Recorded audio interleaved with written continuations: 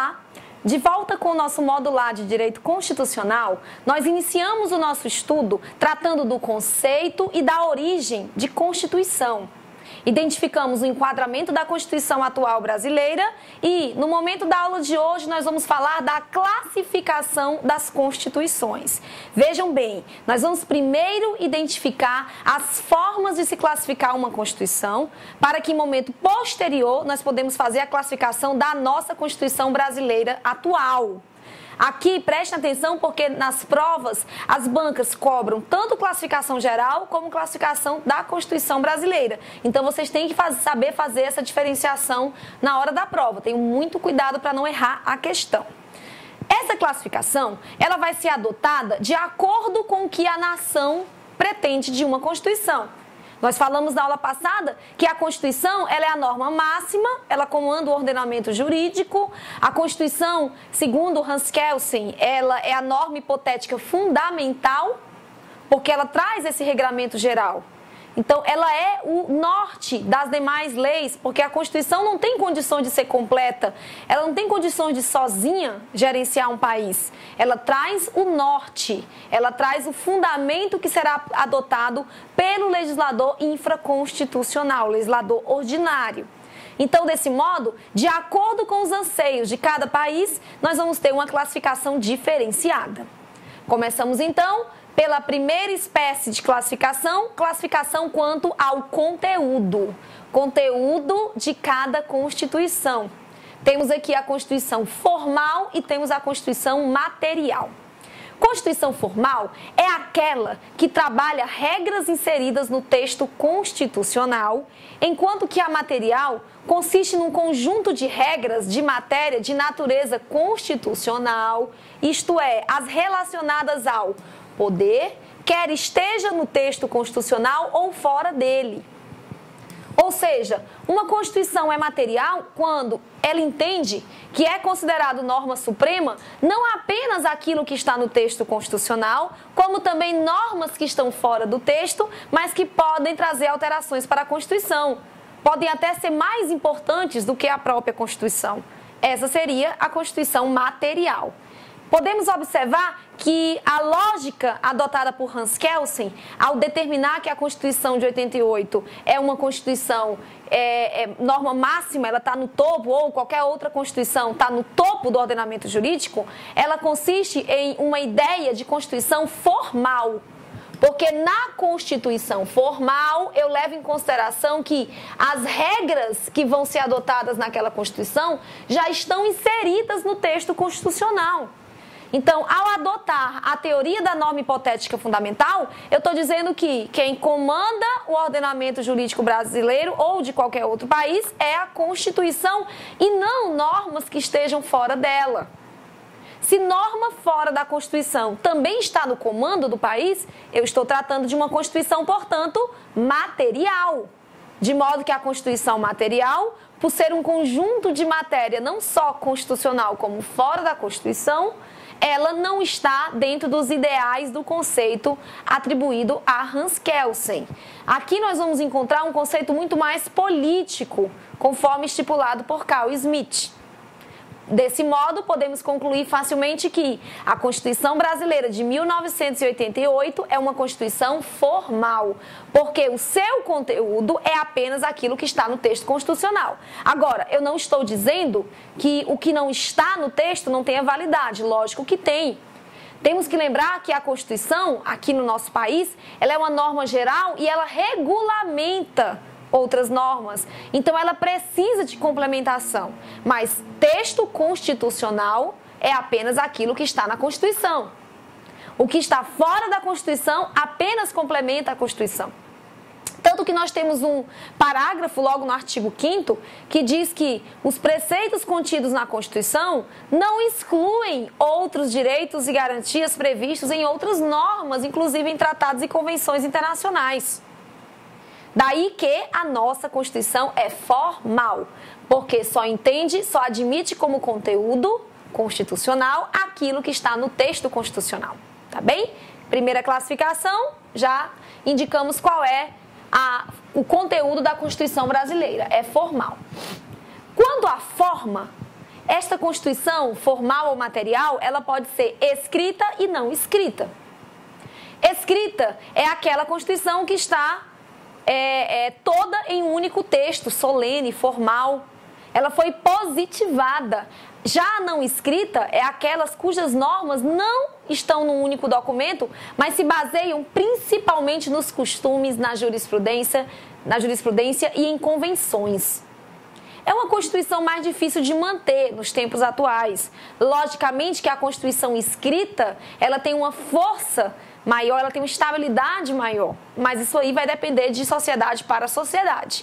Então, a escrita pode ser sintética e pode ser analítica, é outro conceito importante.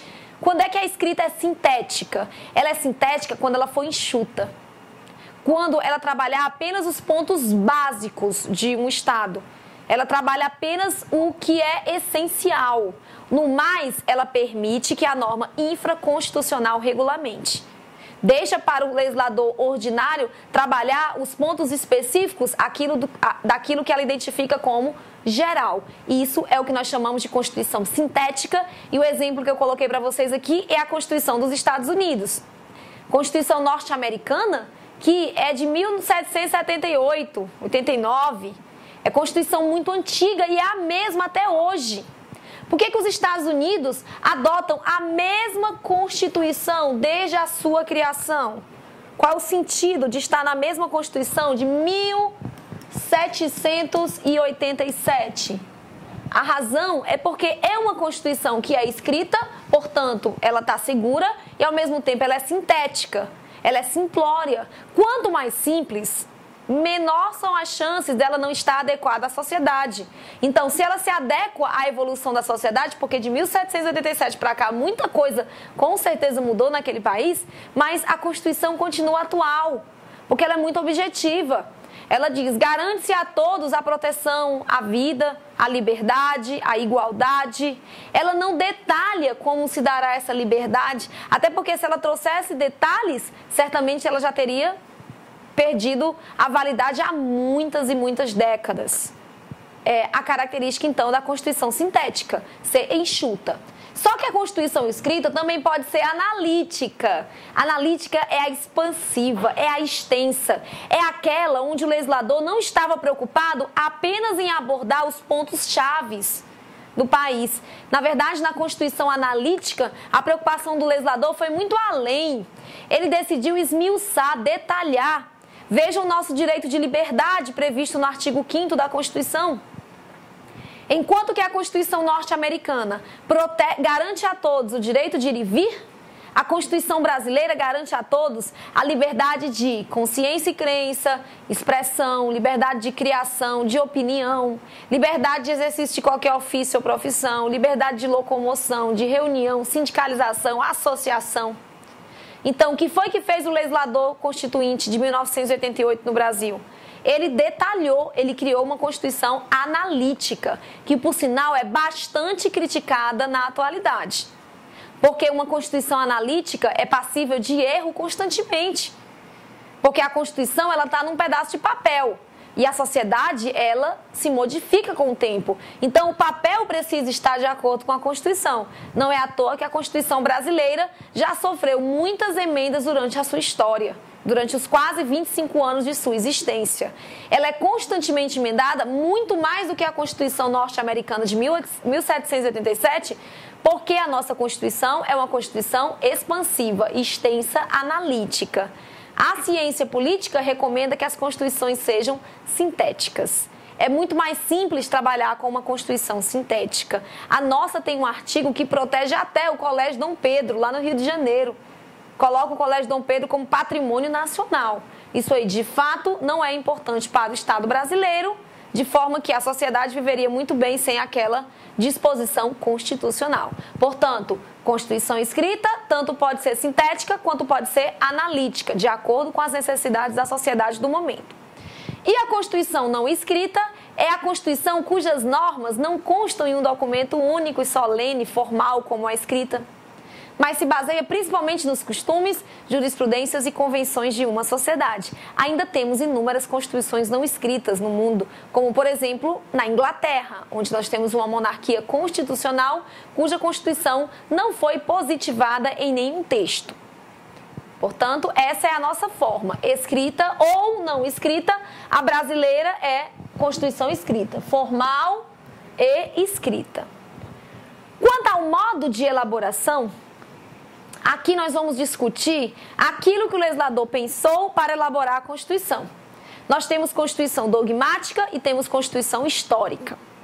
A dogmática é aquela que está sistematizada em um único texto, de modo que aqui eu só posso concluir que a Constituição dogmática deve ser uma Constituição escrita. Ela será obrigatoriamente escrita porque ela está dogmatizada, sistematizada em um texto único, elaborado reflexivamente por um órgão constituinte. O órgão constituinte é aquele que está apto a criar uma Constituição. Aqui no Brasil nós temos o poder constituinte que recebe aptidão por parte do povo. Porque nós sabemos que o poder emana do povo, que o exerce através de seus representantes, e desse modo, através do poder constituinte, podemos não só alterar, como criar uma nova Constituição. A dogmática é a que consagra certos dogmas da ciência política e do direito dominantes no momento. É um texto único e, portanto, consolidado. Então, ele leva em consideração os anseios sociais daquele momento. Vejam o que aconteceu com a criação da nossa Constituição de 88. O Brasil saiu de uma ditadura militar e de uma Constituição completamente respaldada no sistema fascista. Ou seja, uma Constituição que foi perdendo, já surgiu fora da realidade brasileira e com a queda da ditadura ela ficou completamente obsoleta. Então nós entramos na década de 80 com uma Constituição completamente em desuso e a sociedade se modernizando cada vez mais. A sociedade querendo a garantia do direito à vida, à liberdade, à igualdade. Desse modo, nós tínhamos uma situação em que a Constituição do Brasil não acompanhava o desenvolvimento do país. Então, foi necessário a criação de uma nova Constituição. No momento que o legislador constituinte brasileiro pensou a Constituição de 88, ele não fez um apanhado histórico e colocou tudo no texto. Ele baseou-se nos anseios da sociedade naquele momento, de forma que a Constituição brasileira apresenta-se, portanto, como dogmática. É diferente do que ocorre na Constituição histórica. Aqui na Constituição histórica, nós temos sempre uma Constituição não escrita. E sempre resultante de lenta formação histórica, lento evoluir das tradições, dos fatos sociopolíticos que se cristalizam como normas fundamentais da organização de um Estado.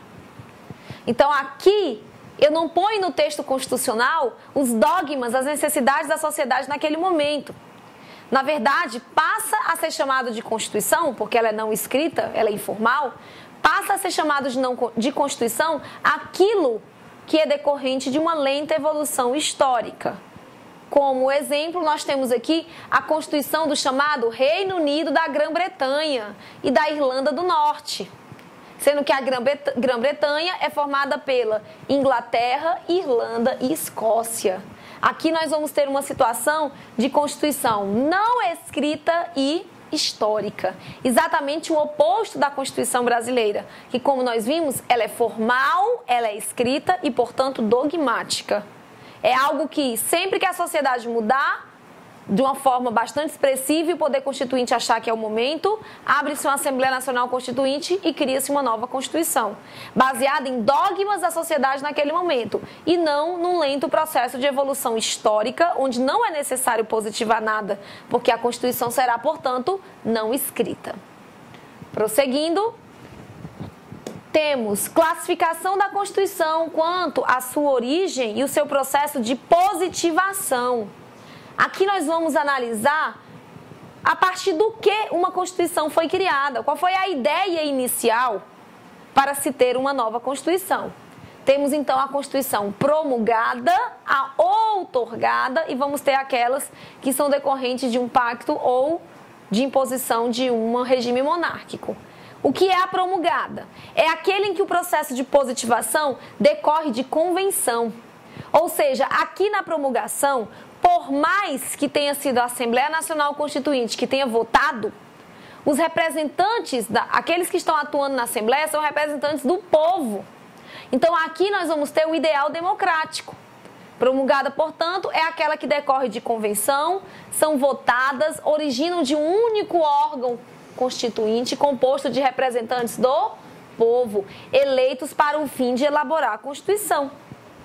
Então, aqui, por mais que não tenha sido o povo que diretamente foi lá e determinou o que ia estar presente na Constituição, por mais que não tenha se dado dessa forma, nós sabemos que o povo promulga a Constituição porque ele escolhe seus representantes que atuam em seu nome. É o exemplo da Constituição de 88 e, curiosamente, também de constituições bem antigas, como a Constituição Republicana de 1891, a Constituição de 1934 e a 46, que antecedeu a ditadura militar. O que é que nós não encontramos aqui como promulgada? O oposto.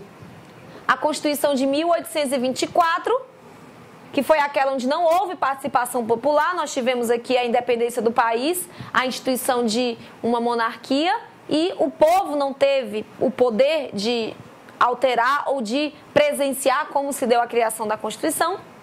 Temos também a Constituição de 1937, que é chamada de Constituição do Estado Novo. Foi oriunda do presidente Getúlio Vargas, que simplesmente deu um golpe de Estado e um dia disse que ele era o Estado e aquela era a norma que iria reger o país, impositiva. Assim como acontece com a Constituição de 69, que foi uma Constituição da época da ditadura militar, e a Constituição de 67 é de 69, que foi decorrente do Ato Institucional número 5, o famoso AI-5, auge da ditadura militar, auge das atrocidades em relação aos direitos e liberdades individuais e coletivas. Portanto, enquanto que na Constituição promulgada nós temos um processo de evolução, que parte da vontade do povo, na Constituição outorgada nós temos que o processo de positivação decorre de um ato de força. Então, a Constituição promulgada, ela é imposta por um sistema autoritário, um sistema impositivo. Por isso que a Constituição de 37 do Getúlio Vargas é a Constituição de 67 e 69 da época da ditadura militar. A Constituição brasileira atual é uma Constituição promulgada. Como é que o povo promulga essa Constituição? Na verdade, quando os gestores do país entenderem que é o momento de criar uma nova Constituição, abre-se aquilo que chamamos de Assembleia Nacional Constituinte. A Assembleia que será composta pelos representantes do povo e que poderá discutir durante um bom tempo acerca dos anseios da sociedade para colocar tudo isso num papel, num texto consolidado. Então, por mais que o povo não tenha ido lá diretamente para assinar, para dizer o que quer, os seus representantes atuam em seu nome. Constituição, portanto, promulgada. Mas temos ainda outras características dentro dessa classificação. Nós temos a Constituição pactuada, que são aquelas em que os poderosos pactuavam um texto constitucional. Aqui parece muito com a Constituição outorgada, mas entendam, aqui é um pacto entre vários poderosos. O exemplo é a Carta Magna de 1215, Carta Magna da Inglaterra. Então, aqui eu tenho uma força política de mais de um grupo de poder. Próxima a essa Constituição pactuada, não coloquei aqui para vocês no quadro, mas posso citar, nós temos também a Constituição cesarista. César vem de rei, de imperador. A Constituição cesarista, portanto, também está dentro dessa classificação e ela indica aquela Constituição que é imposta, mas pelo monarca.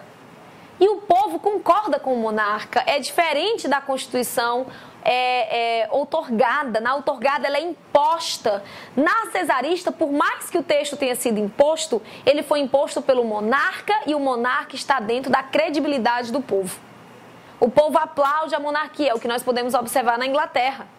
O povo concorda com as decisões tomadas pelo monarca. Então, por mais que a Constituição seja impositiva, ela se torna cesarista porque ela não passa por cima da vontade popular.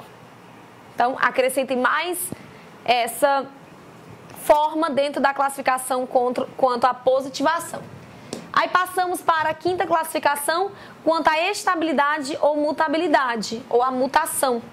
Nós sabemos que a Constituição comanda o ordenamento jurídico. É importante saber qual é a importância dela dentro desse ordenamento, como se dá a sua estabilidade, para que nós possamos entender quais são os critérios que podem levar à sua alteração. Temos então, quanto à imutabilidade, a primeira espécie, a Constituição imutável.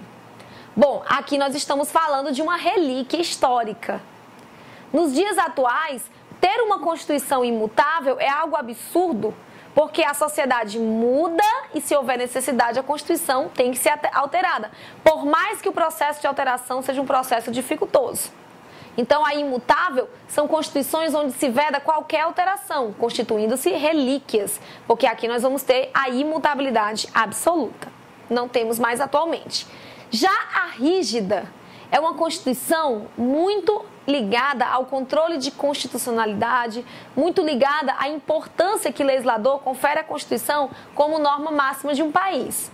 Portanto, Constituição rígida permite que a Constituição seja mudada, lógico, porque ela não é imutável, mas essa mutação depende de um processo solene, que é o da emenda constitucional. Então, só existe uma única forma de se alterar a Constituição, através de um processo solene e dificultoso chamado emenda constitucional. Sem ele não é possível. A rigidez é caracterizada por um processo de aprovação mais formal e solene do que o processo de aprovação da lei ordinária, que exige apenas a maioria simples. Qual é então o quórum da emenda constitucional? Vejam como ele é complexo. A emenda constitucional possui, primeiro, tem um quórum de propositura, não é qualquer um que pode propor a emenda constitucional. Só quem pode propor é presidente da República ou 1/3 dos deputados federais ou senadores, ou então mais da metade das assembleias legislativas do Brasil, por maioria relativa de seus membros. Então, não é qualquer um que vai propor uma emenda. E mais, uma vez proposta, nós ainda temos um quórum dificultoso de aprovação. Que quórum é esse? A aprovação da emenda constitucional. Deve ser aprovado perante o Congresso Nacional, em suas duas casas, Câmara e Senado. E o quórum de aprovação é de 3/5 dos votos de cada casa em 2 turnos, ou seja, 2 vezes, 3/5 na Câmara, 3/5 no Senado, aguarda o intervalo 3/5 e 3/5. Desse modo, temos aprovado a emenda constitucional. Daí que a Constituição é rígida, quando, por mais que ela admita alteração, porque ela não é imutável, ela só permite essa alteração por meio de um processo dificultoso, chamado emenda constitucional, que exige toda essa rigidez aqui para a sua aprovação. É o exemplo da Constituição brasileira. Ela é chamada de rígida justamente porque, por mais que receba alteração, somente por um processo dificultoso. Tem alguns juristas, e isso tem caído em prova, que chamam a Constituição brasileira de super rígida. Não tem nenhum problema. Continua correto. Super rígida não é contrário à rigidez, não. Na rigidez, admite alteração somente por um processo formal.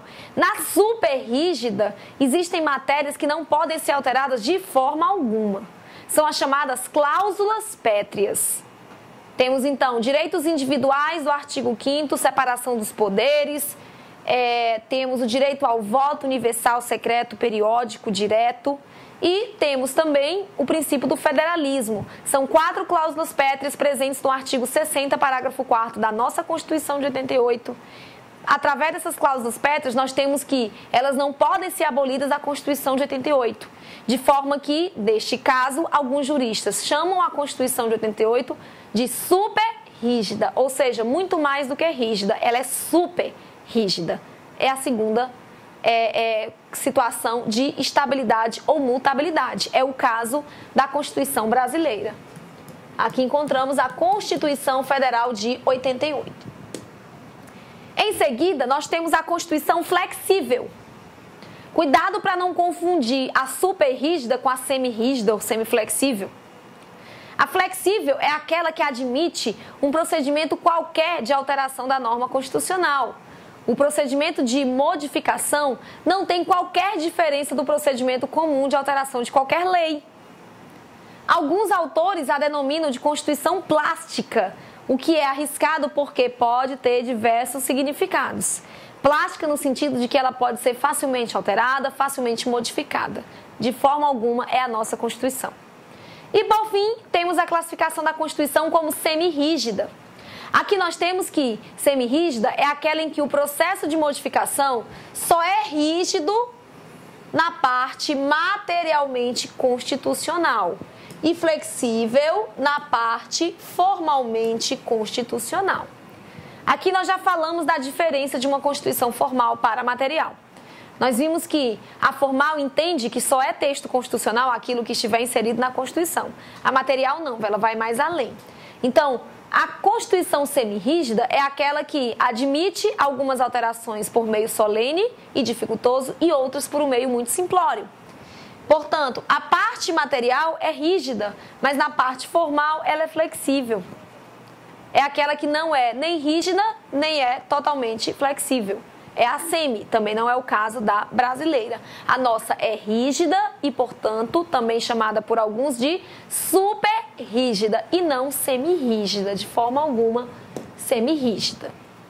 Aí passamos para a sexta classificação. Classificação da Constituição quanto à função. Aqui é a função que a Constituição oferece para o Estado brasileiro. Função que ela desenvolve no Estado. Temos aqui 3 categorias de classificação quanto à função. É importante esclarecermos que essas categorias não são excludentes, de forma que elas podem ser somadas dentro de uma mesma Constituição. Então, uma Constituição pode ser enquadrada em mais de uma, salvo, aí temos aqui a exceção, salvo balanço e dirigente, porque essas duas se excluem. Então, vamos começar pela garantia, que não exclui ninguém. Constituição garantia é aquela que tem a concepção clássica de Constituição, reestruturando o Estado e estabelecendo garantias individuais. Isto é, estabelece limitações de poder. Constituição garantia é aquela que te dá o direito, que te protege. Temos ainda a Constituição balanço, que foi bem definida por La Salle. É a Constituição que trata de um reflexo da realidade. La Salle diz que a Constituição não podia ser um mero pedaço de papel. Ela tinha que refletir nos anseios da sociedade, devendo representar o balanço da evolução do Estado, o reflexo das forças sociais que estruturam o poder. Está muito voltada a Constituição balanço, portanto, para o entendimento de La Salle, mais voltado para o social. Aqui ele diz que é a Constituição do ser. É aquela Constituição que deve ser impositiva. Seu conteúdo se contrapõe completamente à Constituição dirigente. Vejamos o que é a dirigente.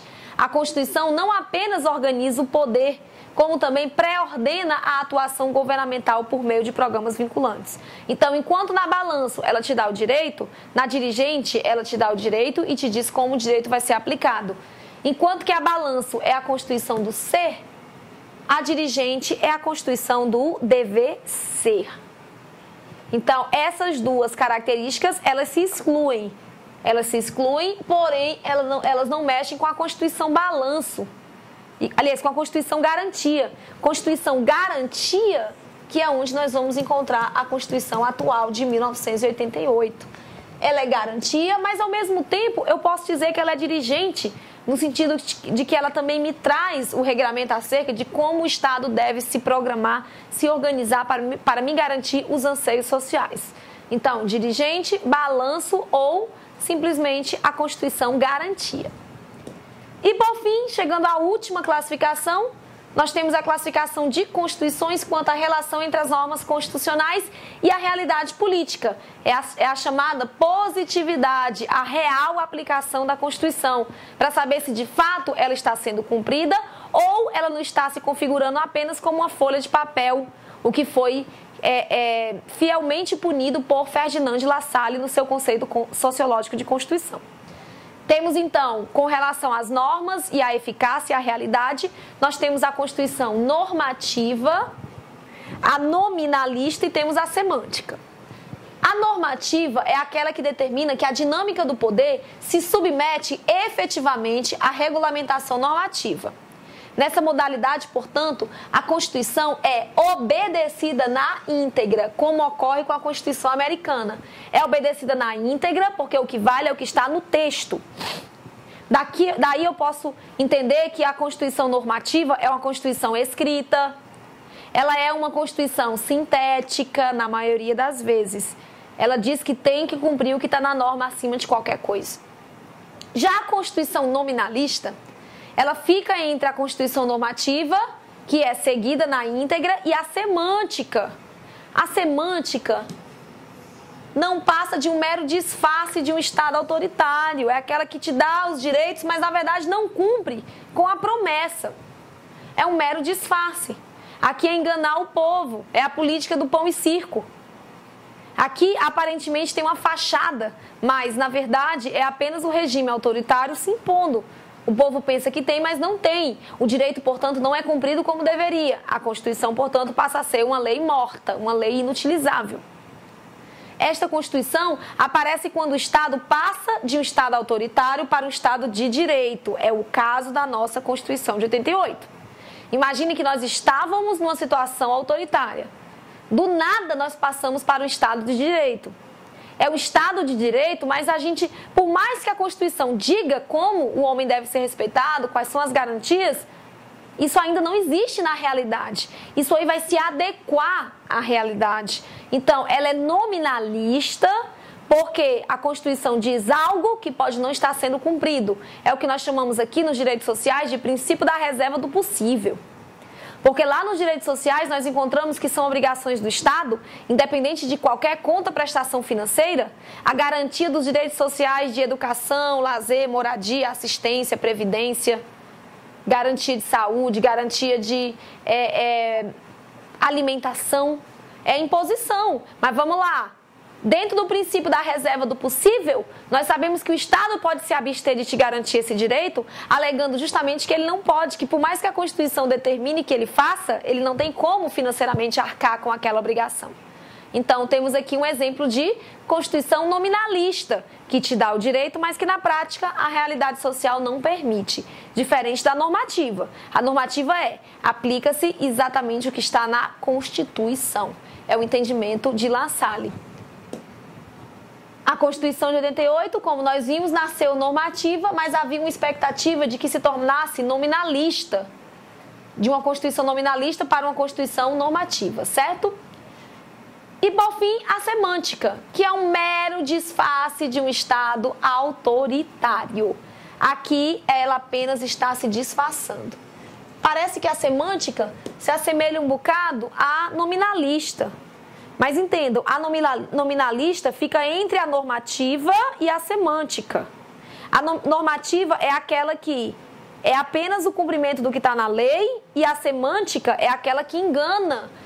Então, nós aqui no Brasil, a nossa Constituição de 88 se apresentou como nominalista porque, por mais que o Brasil não conseguisse atingir de imediato os anseios sociais positivados na Constituição normativa, esse é o objetivo.